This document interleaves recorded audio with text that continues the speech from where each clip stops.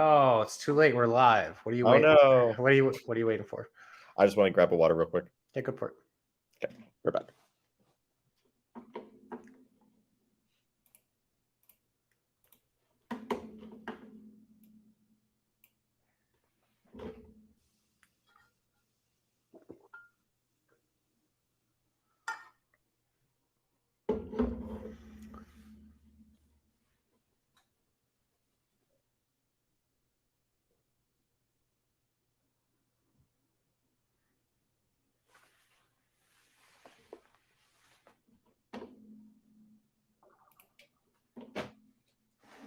All right. All right. Well, we'll cut this part out, or that part out, if when we edit. Welcome to the Metawork Labs podcast, where we discuss all things related to remote work, digital collaboration, human-centered technology, and the future of how we work. Our episode today is about pandemic retrospectives regarding work from home and forecasting the future of remote work. I am Christo Lute. I am one of your hosts, and I'm Gray Alexander, the other one. All right. Let's kick us off. I like this first question or first thing. What was your reaction? Tell me the story of like how you found out that you were being sent home from work to work from home. Yeah, I mean, contextually, let's not forget that was March or April or something like that. So right when everything was falling apart, so nobody really knew what was going on. Both from a work and personal perspective, nobody really knew the extent of how much the world was going to fall apart or not fall apart. That's right. We didn't really even know much about COVID-19. Yeah, we didn't know anything about pandemics. Yeah, we didn't know like if this was going to be a big deal, small deal. Right. Didn't know if it was going to personally impact you or not personally impact you. That's right. There's just a lot of uncertainty and a lot of fear, and rightfully so. But yeah, so whatever time frame that was, I found out. Let's find out we're going to get sent home.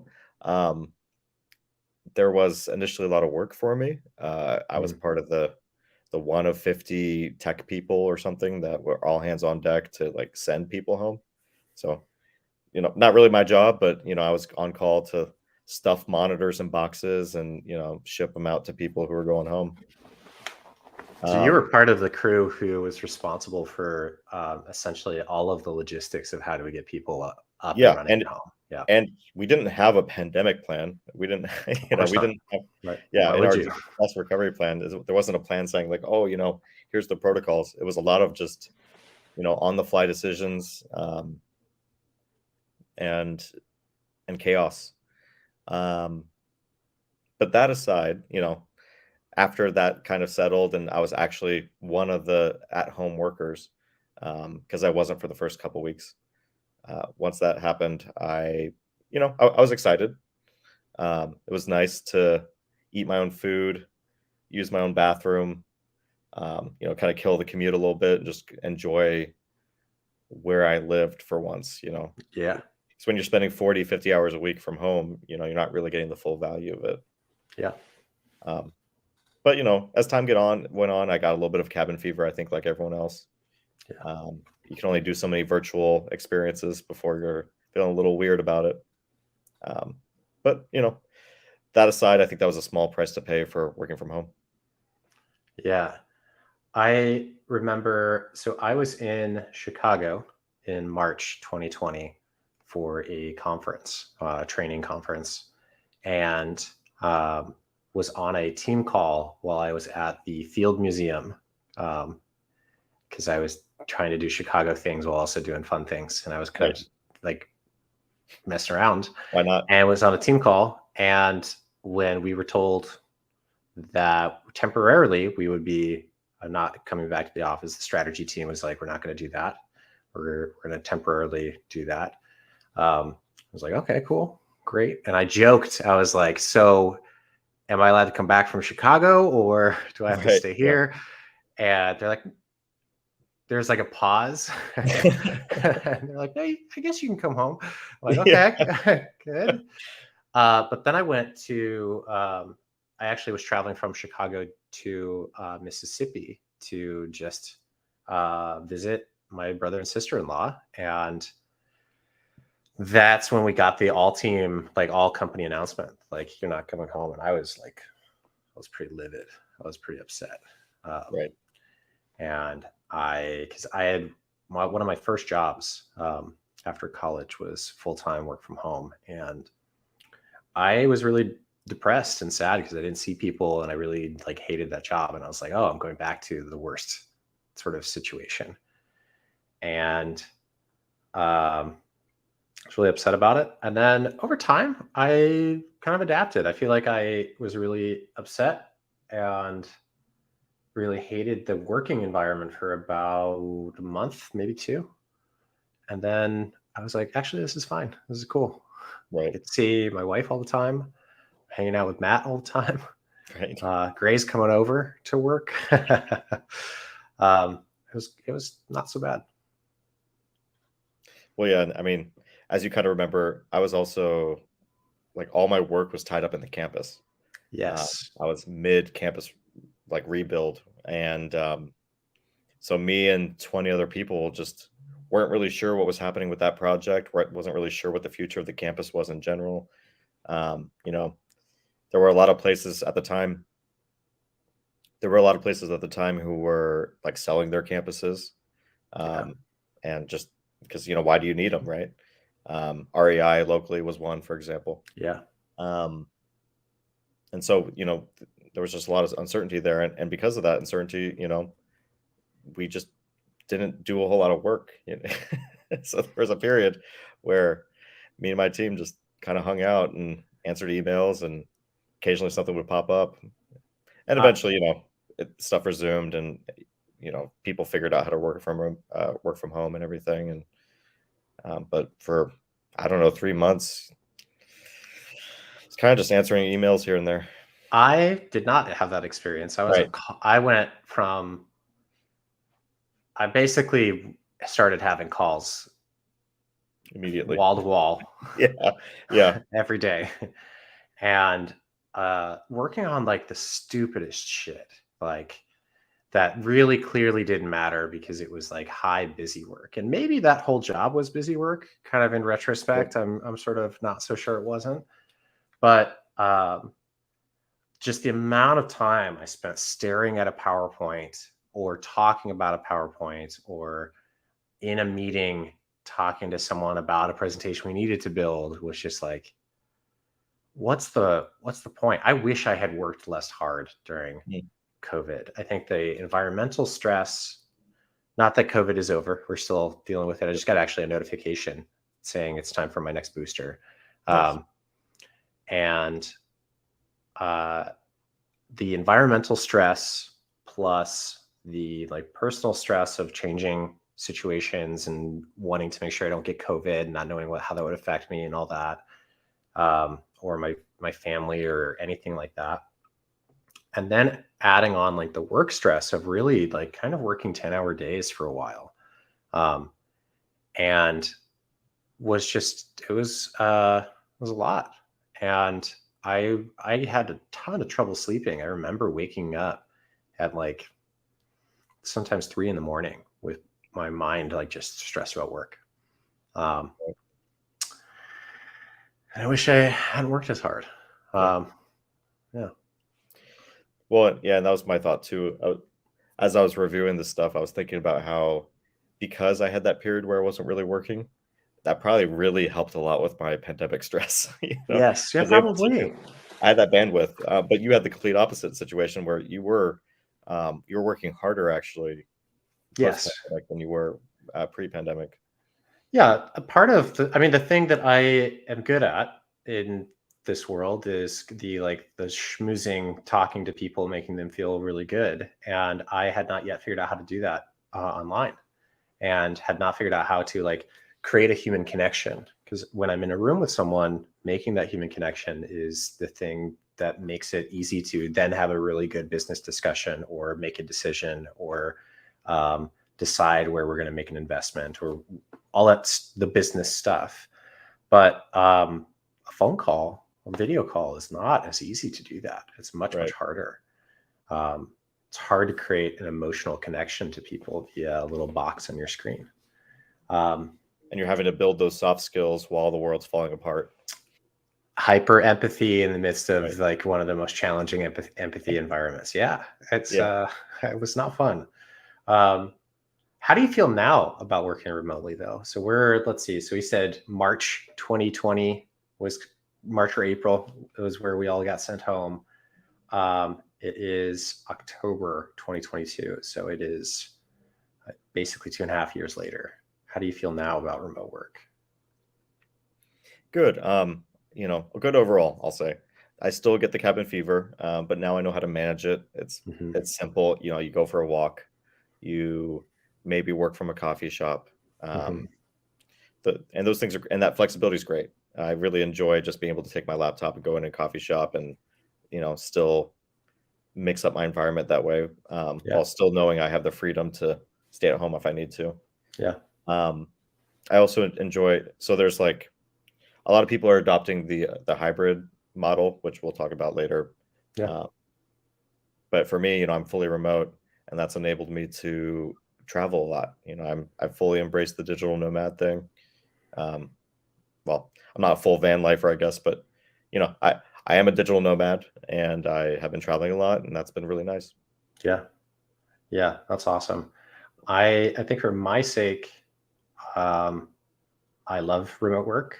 I'm glad we're going to talk about hybrid work because I think that um, event-oriented hybrid work is the best of both worlds. But I moved to the South, out of the Pacific Northwest, so much lower cost of living, but have spent time in Mexico, have spent time back in Seattle, um, and have the flexibility to travel when I need to or when I want to. I'm going to Denver next week. Yeah, And I'm going to just have a nice time traveling. I have plans for more travel in the future, and um, it's a great lifestyle. Additionally, it's comfortable to work from my home office. It is I have more resources and more flexibility than I would otherwise. I feel less guilt when I want to get like a workout in or when I want to take a meal break than I did when I was working in the office. And the in general, the attire is not as intense. Though there are exceptions to that rule. right. One, would you say that remote work has enabled you to move somewhere else where your quality of life is higher? Yes, Yeah, yes, yeah. I think that's the big deal. Is um, having the ability to do my job, which is measured on my outputs, not whether my butt is in a chair. right. It has made it so that I can balance my work better with the rest of my life, which has massively increased my quality of life. Sure. Yeah. One, you don't have to be 10, 15 minutes away from a metropolitan area anymore. Correct. Yeah, I live in Jackson, and Jackson is not a metropolitan area, or barely. If it counts, it barely Right. counts. Um, but it's fine because I am not a. I really don't use those services that much. Right. I basically like my life is very simple. I like exercise. I like being on the computer. I like reading. I like spending time with people. But people are everywhere, so People are pretty everywhere. pretty easy. Um, so one of the notes that we have here is around the home office, and I just mentioned my home office. What what are your thoughts about home office space, especially as a digital nomad? You're probably have less of that experience, or your office has changed probably a lot more over the last 2 years Yeah. than mine has. Yeah. So I think there's two forms of this. There's, the digital nomad version where it's just you kind of have to have like a really um, system. I keep minimal things with me, and I'm traveling with those minimal things. So that's been a journey, just discovering what works and what doesn't. For example, for a long time, I was working pretty heavily from my iPad, and it just initially kind of met the need. But as time went on, the holes kind of got exposed. Yeah. But now you just kind of learn the basics of what you need as a digital nomad. You learn the things you need, the things you actually need, and kind of how to control your environment. And that's, in general, I think my takeaway about the home office is just learning how to control your environment. Mhm. When you have a dedicated room such as you do, you're able to really lock in that experience and tweak it and do everything else and just control it. One of my big complaints about moving to work from home was that there was a lot of people just sitting at a kitchen table. Their kids would run in, their cat would hop on the table, Yes. and maybe that makes me sound like a square or something. That's annoying to me, but it is interruptive to the meeting, um, especially if that person's actively presenting or talking. Yeah. And in a dedicated home office, whatever that may be, it might be your basement, it might be your garage, it might be a spare bedroom. You're just able to kind of prevent some of those intrusions that really destroy the experience for everyone involved. I completely agree with that. Controlling your environment is really key. When you're in the office, most of us work in cubicles or in open office spaces, which is a hellscape to me. Sure. Whereas in here, I have two standing desks. I just got a treadmill desk thing. I have a rolling whiteboard, a wall whiteboard. I have a couch in my office so that if I want to sit down or even take a nap if I wanted to in the office, I could do that. And I have plants. I have all sorts of flexible lighting in here. And it creates this kind of environment where when I'm in here, I can focus on work and I have all of the tools that I need at my disposal. And by the same token, it makes me feel like I'm very focused when I need to go out to work somewhere else. If I'm just going to take my laptop to go do work at a coffee shop, there's a reason that I've decided to leave this controlled environment and move to a different one. I need to be in a different headspace. So I get to have that opportunity. It also, sometimes being in the same room over and over again is kind of annoying. So I can always pick up my laptop and move it into another room of my house. I can go work outside if I want to. Whatever's comfortable. I never felt like on campus that I could take my laptop and go work outside, or that it was okay for me to go even sit down with another team Sure. and work in their same space. And if I'm working with them, I should be there regularly. But no, my assigned seat is in a different building, so I have to go work there. That's crazy, actually. Yeah. Like that's not collaborative. And we talk about the office being a collaborative space, but it has a lot of things that are structured into the way that human psychology works that make it so it doesn't feel collaborative. Collaboration doesn't happen just because you're in the same rough geographic space. You actually, like, if you're going to collaborate, you need to be in the same room. Well, and I don't know about you, but mentally, when I think of the campus, it's just a giant. Categorically, it is the campus. Mm-hmm. It is not. There's not a space where I'm like, oh, this is the space where I'm going to do creative thinking. This is the space where I'm going to do grunt work. It's all just this box of the campus where I just feel neutral, I guess. That I can kind of slightly pull on all these different threads. But as you said, like sometimes you just need to go to the coffee shop to feel inspired. Yeah. Yeah. Or just change pace, even if you're not even productive there. It's just a change of pace can be a refresher, so that when you come back to your office space or you come back to that standard workspace, you're recharged and ready to do that. I think that's underrated. I think maybe something we're touching on here too. It's not quite related to the office, but I mentioned it with like taking a nap. Taking breaks during remote work is incredibly powerful. And I don't think I realized how useful breaks can be until I started working from home like this. I would go back-to-back meetings for a lot of my days working on campus, and I'd run across the campus to go and show up late to a meeting, and no break in between. There's no room for lunch. There's no room for reflection. There's no room for anything. And now working from home, it's like I got to get the work done. Right. But if I have room in my calendar for a break, I'm allowed to take a break. It doesn't matter.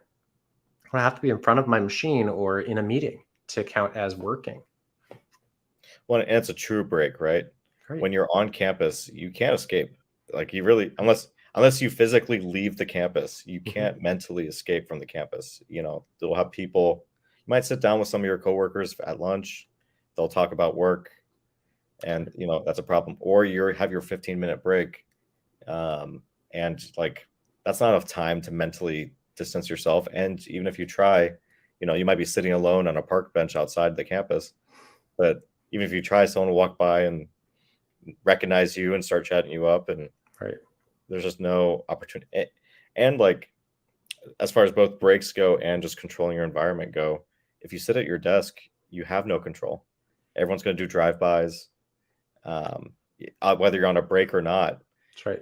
There's no way to, you know, you could be heads down typing up an email, super concentrated, and then have that broken by your manager or someone who just works with you, or your cube mate next door who wants to talk chat. So, you know, Yeah. it's brutal.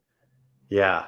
It really is. And what I'm also noticing here is that we have adopted the work times for work perspective. It was kind of nice to chat with my coworkers, but I always felt guilty. Mm, It was nice to have a sit on the park bench, but I felt guilty. And I think the big difference here is I don't feel so guilty sure. if it's lunchtime and I'm like, I'm gonna go get a workout in, and then I'll eat my lunch at my desk, or maybe even take a long lunch. As long as the work is getting done, who cares? Sure. Um, that that shift in productivity is also one of those big factors. Um, my productivity was mostly measured by presence. Was I there? Which is a horrible measure of productivity. I could be there and doing no good work, but if I was there, that counts. Um, now, my productivity is not measured that way. It is Sure. measured by, did I give the presentation? Did I have the meetings? Did I get the work done? Um, did I convince this hard stakeholder to do the thing we need them to do? It's outcome oriented productivity. And if I can get it done quickly, fantastic. It's not about how much time it takes me. Though I'm sure my boss would say, come ask for more work. Right. Yeah, of If you're, course. that's their job, but that is entirely unmotivating to me. It's like, well, maybe you should assign me enough work to fill it up, but I'm not going to come to you once I figure out how to be efficient. Once I've built rapport with a stakeholder and they're no longer difficult, I'm not going to come to you to say, hey, give me more difficult stakeholders to work with. That's exhausting. Right. Well, and it's just punishing you for being a good, you know, a Correct. productive employee. That's right. Right. That's right. Do you feel So, like your work is measurable, like less measurable or more measurable now that you've gone work from home? kind of both, I guess. So the way I've always personally measured productivity within this concept of like work from home versus in the office anyway was just time. I definitely, I definitely have less time consumed at home by random outliers than I did in the office. We touched on it briefly, but you know, the drive-bys at the cubicle, the you know, water cooler talk about the last Seahawks game, those kind of things like take up time. You know, it is death by a thousand paper cuts. Um, so while I don't necessarily have measurable data saying that I am more productive, I can definitely acknowledge that I have more free time to do work while at home. If you Time that would were normally be consumed by random crap going on at the office is now no longer out, you know, no longer in the way. totally, if you were if you're measuring an employee, if you're trying to like figure out how to manage an employee now as a remote employee, how would you do it? It's a good question. The classic tech response here would be, oh yeah, just add some software into the mix, and you know, where you can go so far as going into like a surveillance state, Yeah. where you're like, oh yes, he was only away from his computer for exactly 30 minutes per his break, and that's great. Now that's not. I need to mute my notifications. No problem. Sorry. How dare you? I know. So that's the classic tech way of just going full surveillance state. I don't like that for a variety of reasons. But now it's just so hard. It just depends what you do. So many people are just there to make decisions, and maybe you can measure them in their decision making. So many people are measured in like tickets as a tech worker anyway. You're measured in tickets, so that's easily measurable. But at the end of the day, I think you just have to trust your employees are working, and have enough. It's a collaborative question too. You got to have enough collaboration with your employees to actually do those pulse checks and see what they're doing. And you're always going to have bad actors, and you have to just accept that's kind of a cost of business. I think that you put your finger on it just now. I think this is actually why some companies are pushing to have employees back in the office.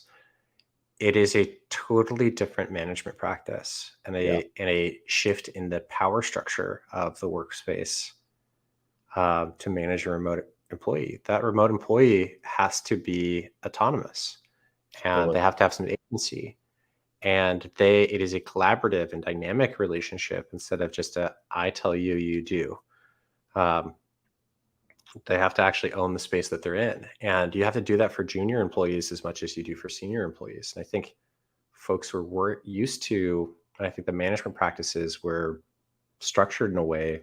I even have taken management classes that are supposed to teach you how to manage, very much in the mindset of your job is to like take as much value out of and tell them what to do.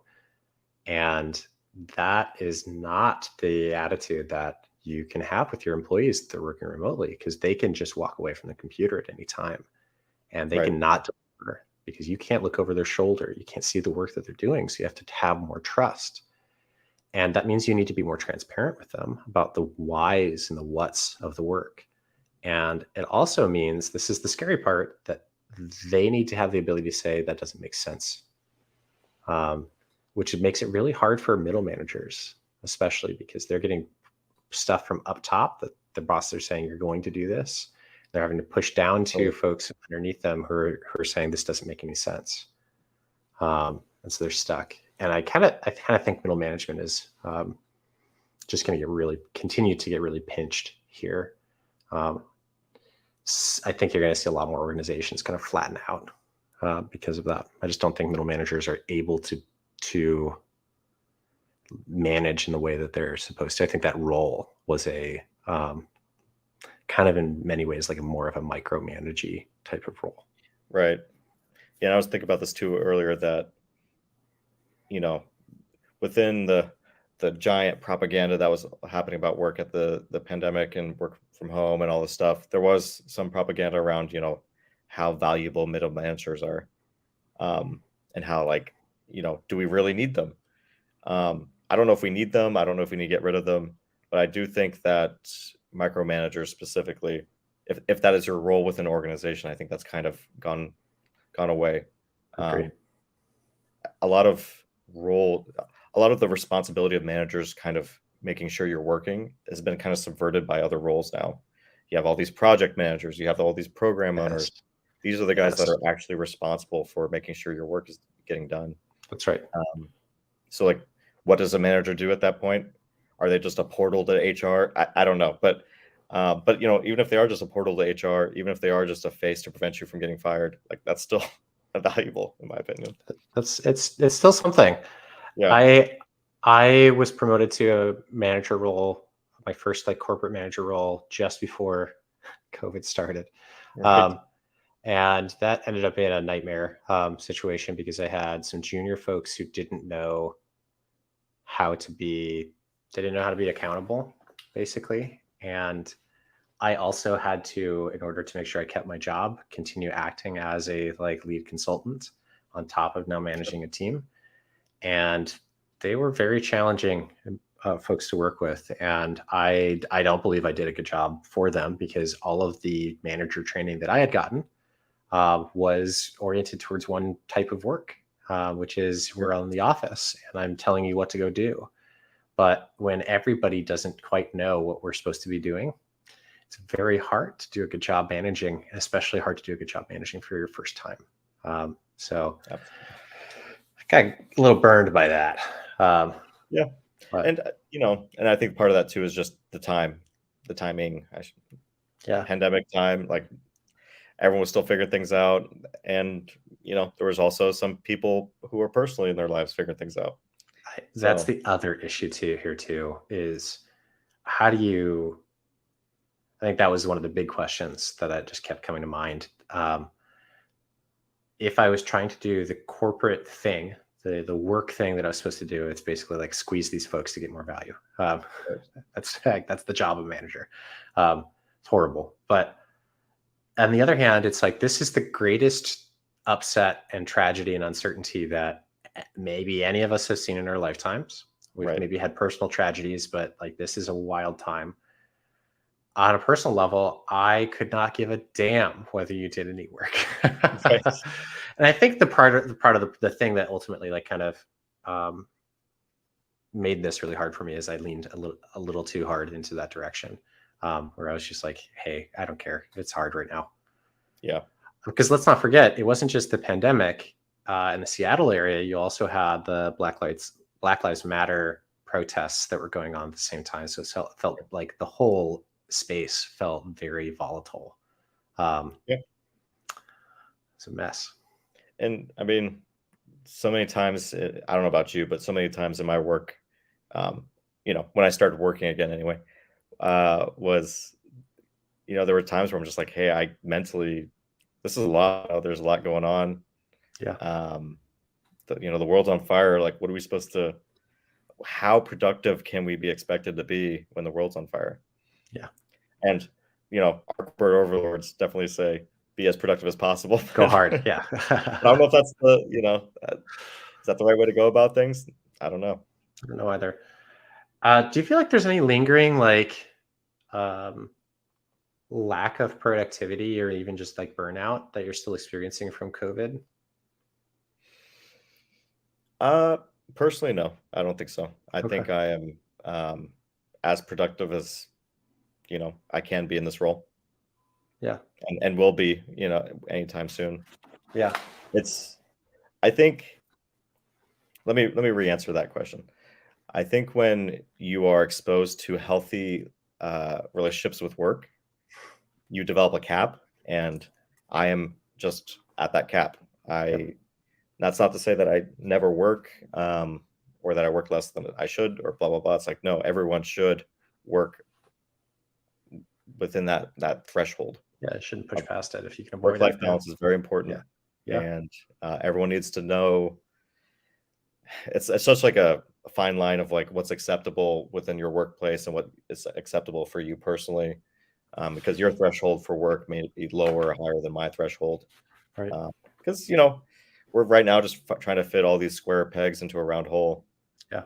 and it's just not everyone works that way. Yeah. I think that's part of the joy of the remote work flexibility as well, is where you like it's okay if your workload is or work capacity is different. Um, I do still feel a little bit of burnout, Sure. and I do feel like there's certain tasks that like I feel like I have weird COVID trauma about, where I'm Sure. just like every time I have to load up another PowerPoint to do, I'm just like, this is not the medium for communication anymore. I know we think that this is how we should share information in an organization, but I just am not convinced that that's effective. I'm not sure it was effective ever, Sure. but it is now like hollowed out in a certain way to me. And that, that's, I don't know if that's burnout or just cynicism. It might be just honest. Yeah, it could Yeah. just be true. But it's just become really clear to me that the way that corporate communication, like the artifacts of corporate communication, are a little broken right now, and um, and maybe they always have been, but I'm certainly more skeptical of doing things the way that we've done things in the past. And anytime I have to do that, it just grates on me a lot more than it used to. Yeah, I mean, everyone's just taking what they did on the campus and just shoehorning it into the virtual world. And we're seeing that everywhere from like video conferencing to Yeah. presentations to the metaverse. It's Yeah, like I don't want to have my avatar sit at a conference table in the metaverse. Like that's that's right. still the same, even worse in a way, you know? Like why are we And doing this? that gets back to like one of the reasons for this podcast in general is Absolutely. I really do think that one of the great errors that we have around remote work or digital work, even just like digital collaboration in general, is trying to take something that works in the physical space, um, and transfer it over into a wholly different environment and say it's going to work the same. Your example with like the conference rooms work because you are in the same physical space. You can look around, you're roughly at the same height. You can geolocate yourself. You have tools like whiteboards and projectors where you're all collectively able to turn your physical heads to look at the thing. All of your Right. bodies, more or less, work the same way, leaving aside issues of disability. But like you have some expectations around how it's going to how the hardware is going to work in the physical space. But we talked about this in our last episode. As soon as you move over into that digital space, almost all of those assumptions fall off the table. They fly out the door, and you have to reassess. So what is the space that we're in? The environment has changed. The hardware has changed. Why are we trying to use the same medium and method Right. in a totally different space? You would not do that in other spaces in your life, but for some reason we want to make it easy. We want to take the shortcut. You have to go back to square one and you have to reassess what is the best way to do this type of work in this new environment. Yeah, I mean, I think they are just sticking with the conference room situation. Yeah. I think they are just pulling on that because that's the easy reference. You know, you as a metaverse figure can walk into a digital conference room and kind of understand what's happening. But it's just when you have this world that's completely, 3-dimensional, 4-dimensional, however you want to look at it, you can move in any direction. You know, why are we locking it into real world physics and pseudo real world physics at that? Yeah. It just seems unimaginative. It is Yeah. unimaginative. And I think that the issue for me is it's I think this is the space where we're going to see the shift happen from kind of metaverse one, which is this call that we're on right now, Right. or however we're doing collaboration, into metaverse two, which is going to be uh, something that pays real attention to what this new space looks like and how the hardware works and how this all integrates. It's going to be one that actually is considering as constraints those things and being creative and artistic with it. Because right now there's no art here. It is literally just cash grabbing, essentially. Copy Like we're paste. gonna Yeah. copy paste cash grabs, and I think there's going to be some disruption there. I think it's right for disruption. Yeah. But just got to get there first. Just got to get there first. True. Um, let's Do see. you Okay. think work from home is going to continue as is? Where do you think it's heading? Um, We so went this from this we went from everyone being remote, well, not everyone, and anyone that could be remote, they worked remote 100%. This was also the lockdown thing, right? But now we've kind of moved out of lockdown. Well, not kind of, we have moved out of lockdown, and everyone's taking precautions. There's more, non-essential workers are back in their workplaces. Uh, in general, we've kind of moved from that. However, the workforce remembers how awesome working from home is Yeah. and remote work is, Yeah. and they're kind of hesitant to give it up. What do Yeah. you? They should be. They should be. It's Yeah, a more humane way of working. I right. think about parents especially.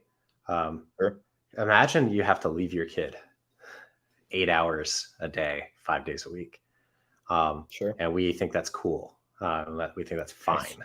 Um, that's wild to me. Okay, so that's the brief aside. I think it's going to persist, and I think you're going to see some companies that are going to force their workers back to the office because it is expensive to develop a new management style. Um, and they are going to have enough heft to be able to make it them do that. But similar to other spaces, talent is going to leave. Talent that is wanting remote work is going to leave for other jobs that are offering full time remote. So I think there's going to be competition for those employees that in that style of employee. Because I think I think there's less overhead, honestly, to manage Sure. remote workers. You have some expenses like make sure they have monitors, but almost everybody has monitors now. So do you Yeah. have to? And many companies are not so good about getting their hardware back from their employees afterwards. Right. So test that. And I also think that the model that I think we're going to settle out into is the hybrid model, the event-oriented hybrid model, where 90% of the time you are working from home, and then 10% of the time you are going to go to a location for a team event or a conference or a planning session or a board meeting or something like that. And executives are probably going to be much more in person or doing more of that hybrid, the 10% style. So maybe closer to 30 to 40% for them, depending on the nature of their company and how big it is. But I think for most workers, 90% of work can be accomplished remotely, and then 10% can't. It's just very, very difficult to run a as successful strategy planning session, especially if you have 30 employees or more in that same session virtually. It's just very, very difficult. I think the cap for a good virtual session is probably somewhere around 10. And then even then it's a little messy. I have like worked on being able to do 10. And anything bigger than that becomes kind of unmanageable. But I think that's the model is hybrid model that is oriented towards events. So team on sites, planning sessions, board meetings, those sorts of things. What do you think? Yeah, I think hybrid is the move. I personally don't think it works for me. That's not what I want for my life. But I think Mhm. as far as a work industry goes, I think everyone is adopting the hybrid model. Whether that's like you said, just every once in a while, or it's what I'm seeing more of is Mondays and Fridays they work from home, and then Tuesday, Wednesday, Thursday they go to the office. Yeah. Um, and I think that's an acceptable middle ground of just like getting rid of remote work in general. But it's unfortunate because I think you know I knew this was going to happen. I knew the pendulum swung hard one way, and then it was going to swing the other way, and then you got to find a middle ground somewhere. I'm just hoping that there's still plenty of remote work opportunities, and that those remote workers aren't seen as disposable. Uh, I am concerned there's a priority on people who do show up and you know do make their faces visible, and uh, you know time will tell. I think that makes sense. I do wonder if you're going to end up with more like contract remote employees.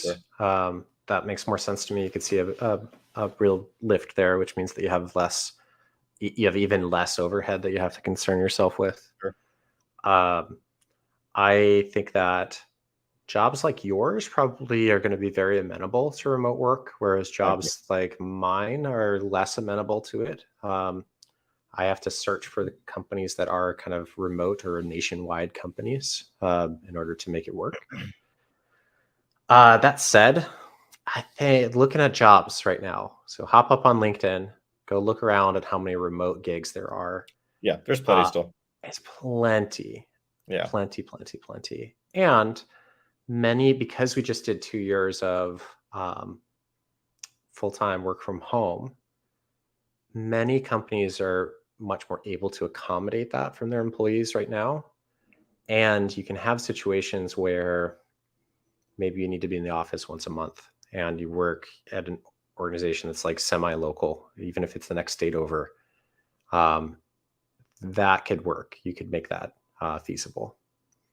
I briefly considered like what would it look like if I could get a job in Seattle that I had to be there, say for 2 full work weeks, even Right. a month. Like what would that look like, and how would I do that? But I think there's a lot of flexibility in the hybrid space that people are willing to play with, and companies are much more willing to negotiate. And even if the company isn't, the manager for your team might be more willing to negotiate to say yes, you can be work from home 4 days a week or something like that.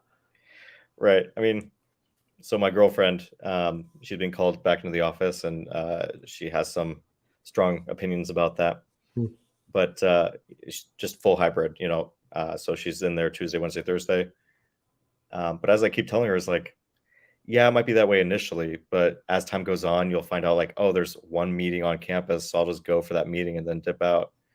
You know, it's just kind of like, what are we doing here? Yeah. Um, I hate that model, by the way. That's the worst model. The worst model is the Tuesday, Wednesday, Thursday model, where you have to be on campus for specific days. Everybody's there, right. and it's incredibly disruptive. Yeah. It's like the worst of the rest and the like productivity. It's like it's gonna be. We're gonna find out that that model doesn't work. I would put money on Yeah. it. I don't know. I mean, it does protect your Mondays and Fridays. Great, but I think people are going to be productive on Mondays and Fridays in the I work see. from home way, Yeah. and then wildly And not do all the productive meetings. Yeah. on Tuesday, Wednesday, Thursday, and people are going to look up 6 months from now and say like, why did we get less done? Why did we make less sales? Why did we Yeah. why were we less effective as a team across the board? It's because it's super disruptive. With that in mind, I do think that might be an old way of looking. All these companies are migrating to the hybrid model or the on-campus model. That might just be in general the old business way of doing things. What'll be interesting, in my opinion, is seeing where startups go. I think startups are just going to be remote forever, uh, especially if they're startups that are just starting like right now, I agree. or the past couple of years. Is everyone's realized that you can do remote work just fine. Like you said, you could basically do 90% of everything remote. Our Um, our business right here, right, 100% remote. We live in right, different states. I am working with a startup right now. All of the team is remote and lives in different states. right. I have a business coaching business. I see all of my clients remotely. There's plenty of businesses out there that do not require you to be in person. They require an internet connection and the ability to sit down in front of a camera. It's not that hard. Or Well, the plethora of tools we talked about in episode 1 of how you collaborate. right. It's not Well, hard. and why should any startup spend 50 grand or whatever a month on a lease That's when absurd. right they could just do What's the this? total net cost of like a premium Slack, Zoom, Right, and Google Drive subscription? It's not like 50 grand. $200 a month, maybe. Yeah, Like yeah, it's not that much. We're in a right. wild time period where for roughly, let's say 3 grand a year in software subscriptions, you can run an office. You don't need that much. Something I really liked that my company did was they started referring that to the as the virtual campus. It's like, yeah, when you have a virtual campus for a couple $1,000s a year, why would we spend 6 figures, 7 figures a year on real estate? It's maintenance, Doesn't make any sense. employees to run the real estate. Right. Like, what are we doing? Right. Right. And that's pretty exciting. So what I that agree. does is it has lowered the bar for entry for Yeah. startups. you no longer have to have a single space that you're working from. And it enables you to access talent that wants to Right. work remotely, but work on your cool project. And they may be working remotely in a low cost of living area. So you may not need to pay them as much, not because Right. you're trying to take advantage of them, but because they're not demanding it from you. Right.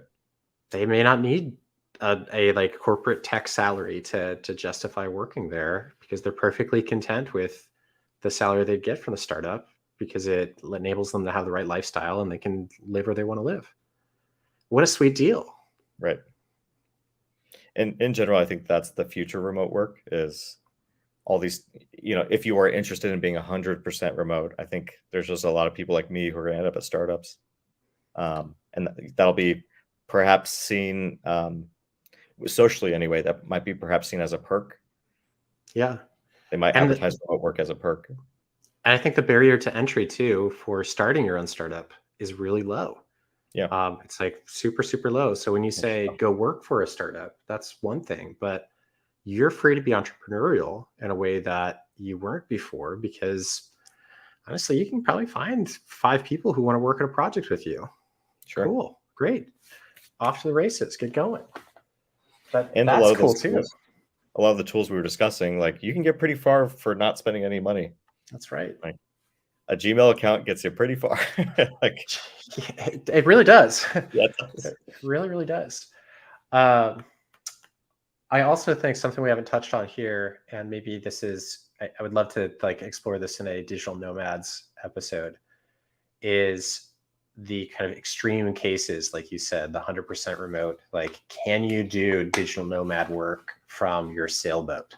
Right. Or can you do it full van life? Can you do it in a remote cabin in the wilderness? Like, what are the things that this remote work or digital nomad lifestyle has enabled that were kind of off the table pre-pandemic, or were off the table at least before the push for remote work and digital collaboration tools? So maybe episode 3 or 4. Maybe episode 3, 4, whichever. Yep. It's a good topic. Yep. Good. Anything else we wanted to cover? Got any lightning round questions? Lightning round questions. Okay, that's good. Here, do you have one? Yeah, start us off. Yes. What is the best remote work like piece of tech or a tool or thing that you have? I don't know that this isn't like a true remote work item, but I have been in love with my Fitbit. Uh, I do the Pomodoro thing with it all the time, and that feature alone, just not having I didn't realize like that it had a yeah, Pomodoro thing. You well, may have just sold not it the to whole me. thing, but it Yeah, just has a timer, so great.